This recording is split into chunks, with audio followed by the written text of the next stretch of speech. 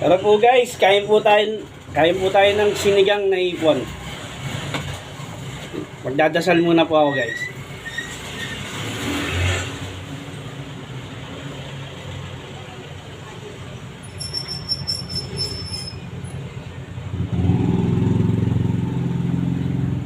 Tara guys, kain na po tayo.